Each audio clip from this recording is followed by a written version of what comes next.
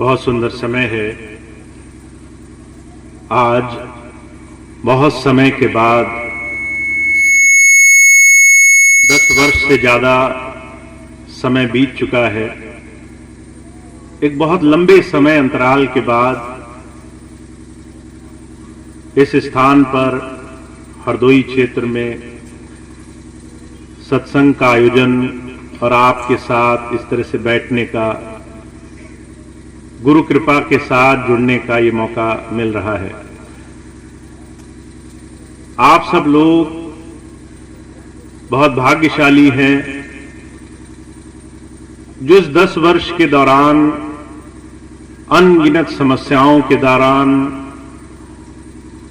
एक बहुत बड़े कठोर समय में भी विश्वास से, आस्था से गुरु चरणों में जुड़े हुए हैं। और जैसा कि अभी मास्टर साहब बता रहे थे कि बहुत समय के बाद इस क्षेत्र में दोबारा से ये सत्संग का आयोजन हुआ है और उनकी एक इच्छा है कि जितने भी सेंटर हैं यहाँ पे सब जगह जल्द से जल्द सत्संग का आयोजन हो। तो मेरी ये बड़ी कोशिश रहेगी कि अगले वर्ष, अभी दिसंबर चल रहा है, अगले वर्ष में आप सब की, मास्टर साहब की इच्छा पूरी हो जाए।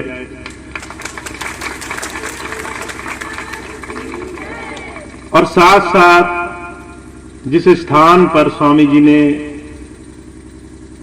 जहां पर गुरु को, प्रभु को, गुरु की चरणों में आस्था टिकाने वाले भाई बहनों को बड़ी मुश्किल से ढूंढ करके उनको पाना बड़ा मुश्किल था, वहां स्वामी जी ने जो पिछले 40 वर्ष एक प्रेम, गुरु विश्वास और गुरु के चरणों से जुड़ने का एक बड़ा भारी उन्होंने एक काम शुरू किया,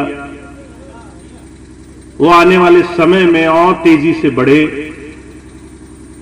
और आप सबको पिछले 10 वर्षों की जो भी कमी लगी हो वो जल्द से जल्द पूरी हो।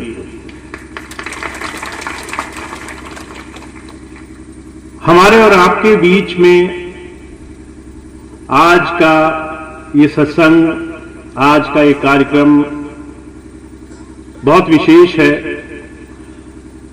अभी कुछ समय पहले, लगभग 1.5 महीना पहले, मास्टर साहब ने अनुरोध किया कि अगर इधर का प्रोग्राम लग जाए,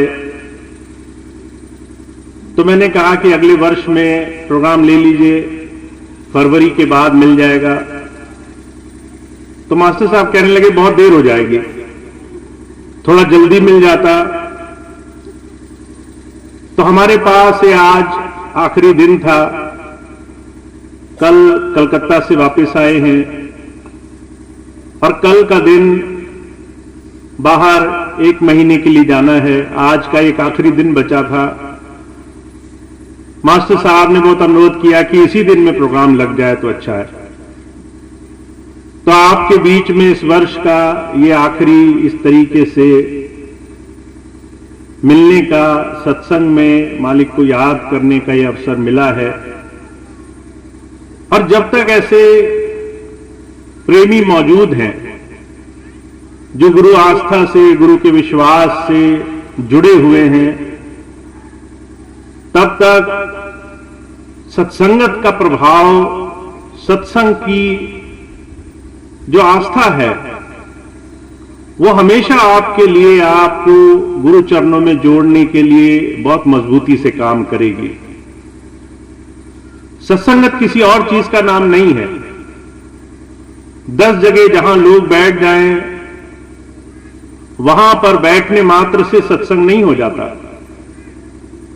जब कोई उस गुरु के नाम में जुड़ा हो, रंगा हो, और चाहे वो एक ही व्यक्ति क्यों ना हो, जब उसके पास आप बैठते हैं और वो आपको तरह तरह से गुरु नाम की चर्चा करता है, गुरु की याद से जोड़ता है, इस मनुष्य जीवन का जो ध्येय है, लक्ष्य है, उसकी तरफ आपका ध्यान ले जाने के लिए हर पर कार्यरत रहता है, वो अवसर, वो क्षण हमारे लिए सत्संगत हो जाती है। और स्वामी जी महाराज ने 40 वर्ष के बड़े लंबे समय में सत्संगत से, उस मालिक की याद से जोड़ने का बड़ा भारी प्रयास पूरे देश में अलग अलग क्षेत्रों में किया, पर वो प्रयास हमें भी बहुत तेजी से करना है। हमारी सत्संगत गुरु की कृपा के साथ साथ आत्म कृपा पे भी निर्भर करती है। महाराज जी कहा करते थे, अगर भूख लगी हो खाना परस दिया जाए, पर हम निवाला तोड़कर मुंह तक ना ले जाएं, तो कहीं ना कहीं सारी व्यवस्था होने के बाद भी भूख शांत नहीं होती। ठीक उसी तरह से इतनी कृपा होने के बाद कि चारों तरफ सत्संग के साधन माध्यम जुड़े हुए हैं, हमें सत्संगत की सच्ची व्यवस्था, सच्ची साधना से जुड़ना है। और जो कहा करते थे, अगर आप समझ गए कि सत्संग क्या है तो आपकी आधी से ज्यादा साधना वहीं पूरी हो जाएगी। जो समय आप गुरु के चरणों में दे दें, चाहे वो आपका थोड़ा सा ही समय क्यों ना हो, अगर वो पूरी आस्था के साथ गुरु चरणों में जुड़ा हुआ है, ध्यान उनकी तरफ लगा है, और वो समय आप किसी और की तरफ नहीं लगाते, वो सत्संगत, वो क्षण आपके जीवन में बेशकीमती हो जाते हैं। महाराज जी के जीवन की घटना आती है। महाराज जी को जब नाम मिल गया बाबा सावन सिंह जी महाराज से, तो उन्होंने नियम बनाया कि जब जब भी सत्संग हुआ करेगा वो महाराज जी के डेरे जाया करेंगे। और महाराज जी इंतजार करते रहते थे कब वो सत्संग का दिन आएगा। जब सत्संग का दिन आता तो महाराज जी कहा करते थे कि मेरी सुध-बुध गायब होने लग जाती थी, होश नहीं रहता था कि क्या काम करूं क्या नहीं करूं, सिर्फ ध्यान वहीं लगा रहता था कि कब वो क्षण आएगा, वो कुछ पल मुझे अपने गुरु के साथ उनके सानिध्य में गुजारने का मौका मिलेगा। और महाराज जी कहा करते थे, जब मैं ट्रेन में बैठ करके डेरे के लिए निकलता था, तब से लेकर के और उस क्षण तक जब तक मैं डेरे में रहता था, मेरा ध्यान किसी और की तरफ जाता ही नहीं था। सिर्फ गुरु की याद, गुरु की सेवा, गुरु का सिमरन, उसकी तरफ ध्यान। जब जो संत आए हैं उन्होंने अपने जीवन से इस बात का जीवंत उदाहरण पेश किया है। भक्ति क्या होती है इस बात को समझाने की कोशिश करी है। भक्ति किसी क्रियाकलाप, कर्म कांड, बाहरी साधन का नाम नहीं है। भक्ति भाव से अपने मालिक की तरफ एकाग्रता से जुड़ जाने का नाम है। ऐसी एकाग्रता जिसमें किसी और बाहरी किसी भी काम की जरा सी भी अड़चन हमें बाधा न डाल सके। अगर हमारा ध्यान गुरु की तरफ जुड़ गया है तो जितनी भी देर हमें वो सानिध्य मिले, हमारे दिल में, हमारे दिमाग में गुरु की याद, उसकी छवि बनी रहे। और जब जब संत आए हैं, आप स्वामी जी के जीवन को देखें, महाराज जी के जीवन को देखें, दूसरे संत महापुरुषों के जीवन को देखें, उन्होंने अपने जीवन में ये करके दिखाया है, सिर्फ इस पे बात नहीं करी। उन्होंने अपने जीवन में वर्षों वर्षों ये साधना करी है। ध्यान की एकाग्रता गुरु चरणों में कैसे जोड़ी जा सकती है। महाराज जी कहा करते थे, जिस दिन तुम्हारे और तुम्हारे गुरु के बीच में कोई तीसरा नहीं रह जाएगा, उस दिन तुम्हारे जीवन के सारे काम और जीवन में प्रभु भक्ति की तरफ जुड़ने के सारे साधन सुलभ हो जाएंगे। पर जिस दिन तक तुम्हारे और तुम्हारे गुरु के बीच में कोई भी चीज है, चाहे जानकार है, रिश्ते नातेदार हैं, चाहे दूसरे सत्संगी हैं, चाहे बड़े से बड़े इंचार्ज हैं, चाहे बड़े से बड़े मुखिया हैं, अगर तुम्हें तुम्हारे गुरु से जोड़ने के लिए किसी तीसरे की मदद की जरूरत पड़ रही है, तो इसका मतलब यही है कि अभी हमें बहुत कुछ करना बाकी है। हुजूर कहा करते थे, बाहरी साधनों में गुरु और शिष्य के बीच में चाहे 1000 अलग अलग तरह के स्तर हों, पर अंतर से हमारे और हमारे गुरु के बीच में तार समरस बन जाना चाहिए, एक तार जुड़ जाना चाहिए। और यहीं से गुरु और शिष्य के सच्चे संबंध की शुरुआत होती है। तो हमने बहुत समय गुजारा है अपने गुरु के साथ इस सच्चे संबंध को मजबूत करने में, पर इसकी परख, इसकी पड़ताल करनी बहुत जरूरी है। हुजूर कहा करते थे, हर एक इंसान के अंदर ये जो मन बैठा है, ये पल पल ये कोशिश करता है कब आप बाहरी तौर पर, सांसारिक तौर पर गुरु के साथ भौतिक चीजों की कामनाओं में, इच्छाओं में, आशाओं में अपना जीवन गुजारने लग जाए। कभी कोई चीज हमारे मन में आ जाएगी, वो बात बनी तो हमारा मन खुश रहेगा, वो बात नहीं बनी तो हम मन उदास करके, मन परेशान करके बड़े संसार की दूसरी चीजों में परेशान होकर घूमते रहेंगे। मुझे बड़ी अच्छी तरह से याद है, स्वामी जी महाराज के पास एक बहन आई, कहने लगी, स्वामी जी मैंने आपसे नाम ले लिया है, गुरु मंत्र मुझे मिल गया है, पर एक सवाल है मन में, वो पूछना चाहती हूं। स्वामी जी ने कहा, पूछो। कहने लगी, मैं बीच बीच में हनुमान जी की पूजा कर लेती हूं। स्वामी जी कहने लगे, कारण क्या है? कहने लगे, आप आध्यात्म के काम बना दोगे, दुनिया के काम कैसे बनेंगे? दुनिया के काम के लिए कहीं ना कहीं पूजा करना जरूरी होता है, तो मैं देवी देवताओं की भी पूजा कर लेती हूं। स्वामी जी ने उस दिन सत्संग में उसी बात पर चर्चा करी। कहने लगे कि सारे देवों का देव गुरुदेव होता है, वो सारी चीजें संपन्न कर सकता है, पर वो तब 1000 चीजों में इस चीज को देखता है कैसे हम अपने जीवन में किसी लक्ष्य और ध्येय की तरफ बढ़ेंगे, और इसके लिए वो साधन तैयार करता है। कभी आपने देखा है कि आप खुशी से, बहुत ही चाहना से परमात्मा को याद करते हो, बहुत मुश्किल काम है, पर वहीं कोई जरूरत आन पड़े, तकलीफ हो, परेशानी हो, विपत्ति पड़ जाए, तो हमें सिर्फ और सिर्फ परमात्मा याद आता है। विपत्ति पे हम सिर्फ मालिक को याद करते हैं। महाभारत का जिक्र है, द्रौपदी जब उसका चीरहरण हो रहा था, जब तक उसके शरीर पर, सर पर साड़ी थी तो उसने सबको याद किया, पर जब सर से साड़ी उतर गई तब एकदम उसको भगवान कृष्ण की याद आई कि यहां तक तो किसी ने नहीं बचाया, अब इसके आगे कोई बचा सकता है तो सिर्फ भगवान बचा सकता है।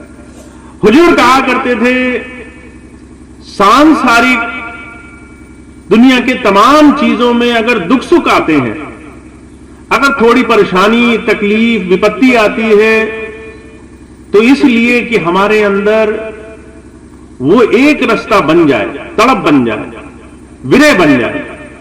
अब वो विरह बनते ही हम सारी दुनिया को भूल करके सिर्फ मालिक को याद करना शुरू कर देते हैं। संत आते हैं, कहते दुनिया के काम बनाना तो मेरे बाएं हाथ का खेल है, तुम जो काम सोच भी लो। स्वामी जी महाराज तो कहा करते थे, कई बार बहुत से लोग मुझे पत्र लिखते हैं, बहुत समय पहले की बात है, लोग चिट्ठी लिखा करते थे स्वामी जी को। स्वामी जी कहने लगे, बहुत से लोग मुझे पत्र लिखते हैं, जब वो पत्र लिख रहे होते हैं उसी वक्त मैं पढ़ लेता हूं कि उनके अंदर क्या चल रहा है। उनको पत्र भेजने के लिए, अपने मुंह से अपनी तकलीफ बताने के लिए उस तमाम बाहरी साधनों को कहने की भी जरूरत नहीं होती। गुरु हर एक शिष्य के जीवन की हर एक अच्छाई बुराई जानता है, पर वो तमाम चीजों में साधन बनाने के लिए आता है। हम कैसे जीवन में सही लक्ष्य की तरफ और पूरी विरह, पूरी लगन, पूरी चाह के साथ अपने जीवन के ध्येय की तरफ, लक्ष्य की तरफ बढ़ते जाएंगे। और ये साधन बनता तब है जब हमें तमाम चीजों में संतों महापुरुषों की जरूरत जीवन में दिखाई देती है। कोई खुशी से धर्म कर्म करना नहीं चाहता। हुजूर कहा करते थे, संसार में मद और माया का जोर इतना है, अगर किसी इंसान को आलसी बनाना हो तो उसको घर बैठे खाना दे दो और घर बैठे आराम तसल्ली दे दो। वो चाहे कितना ही मेहनती आदमी हो, घर बैठे अगर खाना देना शुरू कर दिया और थोड़ा आराम दे दिया, चाहे वो कितना ही मेहनती हो, वो 2 महीने बाद सारी मेहनत भूल करके आलसी बन जाएगा। स्वामी जी कहा करते थे, संसार की इन तमाम विपत्तियों में अगर गुरु तुम्हें सारे सुख के साधन घर बैठे बरतता रहे तो कुछ दिनों बाद तुम उस मालिक को याद करना तो छोड़ो, तुम उसकी तरफ पलटकर देखना भी पसंद नहीं करोगे। तुम कहोगे काम तो सारे ही बन रहे हैं, भगवान ने क्या किया, हम ही अपने आप सारे काम बना रहे हैं। इस संसार की मदमाया में ये मन हमें बार बार छल न ले, इसीलिए संत इन तमाम चीजों की समझ रखते हुए हमें जीवन की सच्ची परख कराने की बात करता है कि आप इस जीवन को इस तरीके से देखो जैसे आपको इस जीवन का निर्माण गुरु की शरण में बैठ करके जीवन के बहुत बड़े लक्ष्य पूर्ति के लिए करना है। और वो है दुनिया का सबसे बड़ा सुख, सबसे बड़ा आनंद, अंतर से उस प्रभु धारा से जुड़ना। और ये काम सिर्फ वही कर सकता है जो जीते जी सक्षम रूप से महापुरुषों की सेवाओं में लग गया हो। स्वामी जी के जीवन की घटना आती है, एक बार बहुत सारे भाई बहन नाम लेने के लिए आए, एक छोटा सा बच्चा आकर के बैठ गया। महाराज जी के जीवन की घटना है। महाराज जी ने उस बच्चे को बुलाकर पूछा कि भाई तुम्हारी उम्र तो बहुत कम है, तुम नाम कैसे लोगे? तो वो बच्चा कहने लगा कि महाराज जी मैंने कल रात अपने घर में जहां माता खाना बना रही थी, चूल्हे की लकड़ियों में लकड़ियों को जलते हुए देखा। बड़ी बड़ी लकड़ियां धीरे धीरे बहुत देर से जल रही थी और जो छोटी लकड़ी डाली गई वो बड़ी तेजी से जलने लगी। मुझे तो उसी वक्त भय हो गया कि जब परेशानी आएगी, तकलीफ आएगी तो ये बड़े लोग तो बच जाएंगे, मेरा कुछ नहीं होगा, मेरे ऊपर सबसे पहले विपत्ति आएगी, तो मेरे को सबसे ज्यादा नाम की जरूरत है। महाराज जी इस बात से इतने खुश हो गए, कहने लगे अगर ऐसा भाव किसी के मन में बन जाए कि हमने अपने जीवन के प्रारंभिक क्षणों में जहां हमारा हृदय का कागज कोरा होता है, जो लिख दिया जाए वो हमेशा के लिए प्रभावी हो जाता है, वहां हमने ऐसे संस्कार ले लिए, गुरु नाम में आस्था हमारी टिक गई, अगर विश्वास दृढ़ हो गया उस मालिक पर, तो उसके बाद जीवन का हर एक क्षण हमारे लिए, हर एक पल हमारे लिए जीवन का सबसे सुनहरा पल हो जाएगा। इसलिए जब संत आते हैं, कहते हैं हमें इस जीवन में कैसे नाम कमाना है, कैसे उस अंतर बैठे प्रभु धारा से जुड़ना है, ये रास्ता सिर्फ आपको कोई संत सिखा सकता है। दुनिया में कोई ये रास्ता आपको नहीं बताएगा। अगर आप कहीं भी चले जाओ, लोग आपकी तकलीफ सुनेंगे, कहेंगे हां ठीक हो जाएगा, उतने तक ही दुनिया का सौदा है। आप कुछ लेने गए हो, वही चीज लेके दे के आपको लौटा देंगे, कभी उससे ज्यादा कोई देने का इच्छुक नहीं है। पर जब संत आते हैं, वो शुरुआत ही यहां से करते हैं कि आपका सबसे बड़ा जीवन का जो दुख है, जन्म मरण की जो पीड़ा है, उससे छूटने के लिए जीवन में आपको समय लगाना है। उसके लिए आपको अपनी विश्वास और आस्था इस अंदर बैठे प्रभु धारा की तरफ जोड़ना है, जीवन में सत्संगत से जुड़ना है, जीवन में ऐसे लोगों की संगत करनी है जो आपके लिए प्रभु धारा, उस नाम की कमाई के लिए आपको हमेशा जोड़ते चले, हमेशा उस तरफ लगाते चले।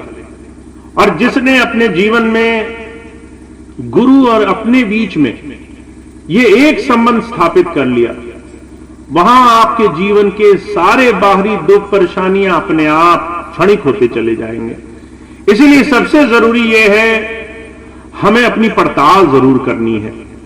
हमारे और गुरु के बीच में जो एकमात्र हमारी चाहना होनी चाहिए वो ये कि हमें दुनिया की सबसे बड़ी पीड़ा से निजात मिले, सबसे बड़े कष्ट से हमें छुटकारा मिले, हमें जन्म मरण के इस बहुत बड़े कष्ट में गुरु की रक्षा, उसकी दया हमें प्राप्त हो, ताकि जीवन में हम हमेशा उसकी सुरक्षा कवच में रह सकें।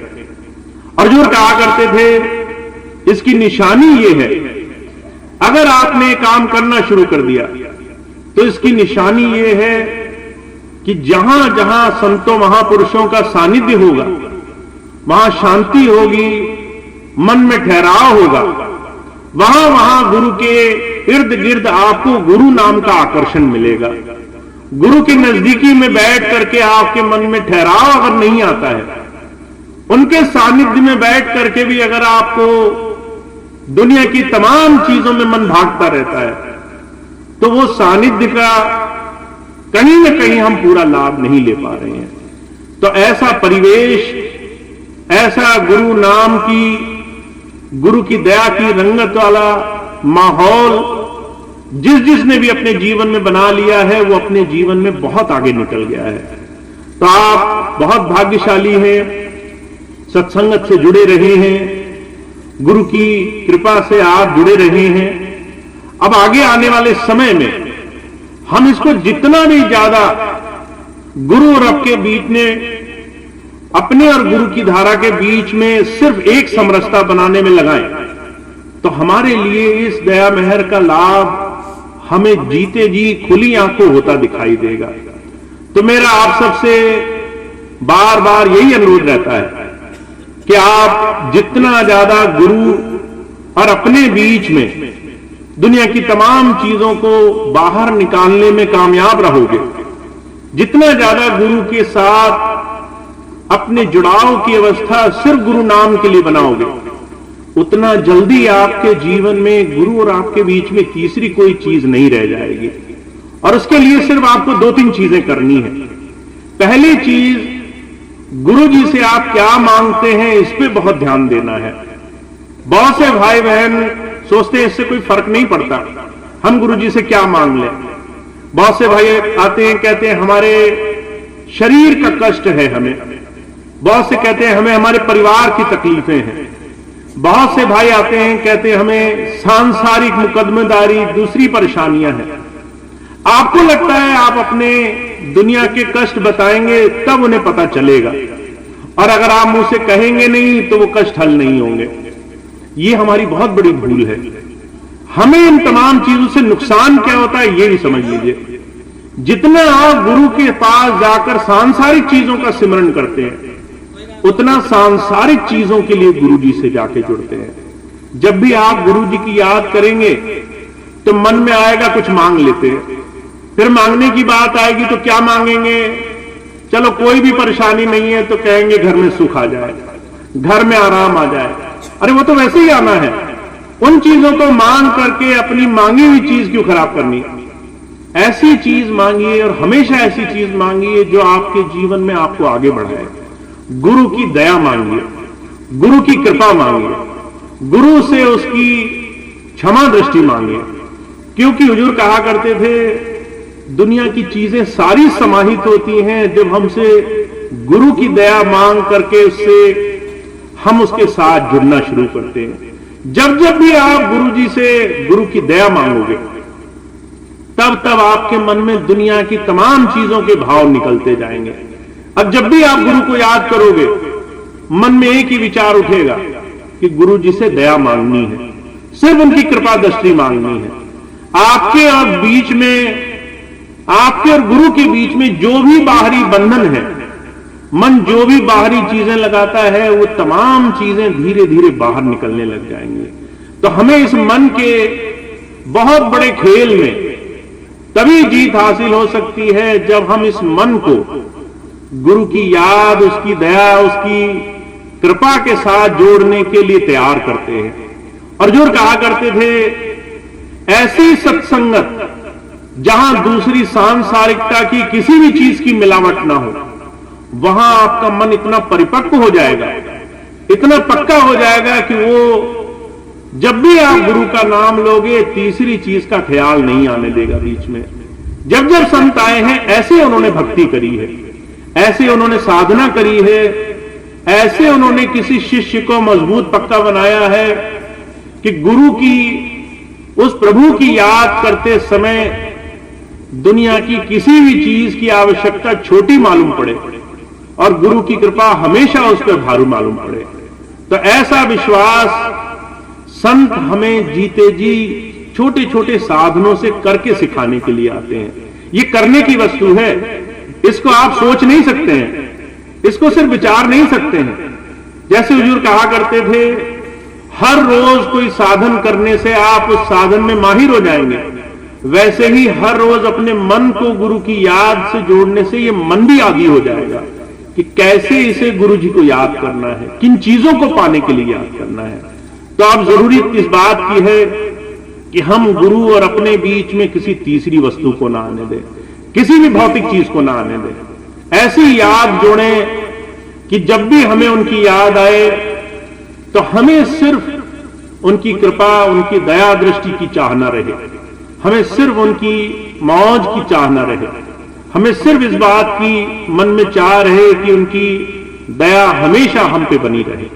तो ऐसी जुक्ति हमें लगानी है, ऐसा साधन हमें बनाना है जिससे ज्यादा से ज्यादा गुरु की दया, उनके सानिध्य का हमें लाभ प्राप्त हो सके। तो ये छोटी सी बात थी जो मैं आपके सामने रखना चाहता था। आज बहुत मौके से, बहुत ही सानिध्य से ये प्रोग्राम यहां मिला है और आप सब लोग बहुत दूर दूर से आए हैं, बहुत प्रेम से आके बैठे हैं। आपको स्वामी जी की दया, उनकी कृपा दृष्टि से बहुत बहुत लाभ मिले, यही प्रार्थना मेरी रहेगी। अब ये आज का कार्यक्रम और इस वर्ष का ये आखिरी सत्संग कार्यक्रम है, जो इस वक्त जैसे हम आमने सामने बैठकर सत्संग कर लेते हैं, इसके बाद कल का दिन मैं यहां से चला जाऊंगा और लगभग कुछ समय के लिए, 1 महीने के लिए मैं भारत में नहीं रहूंगा।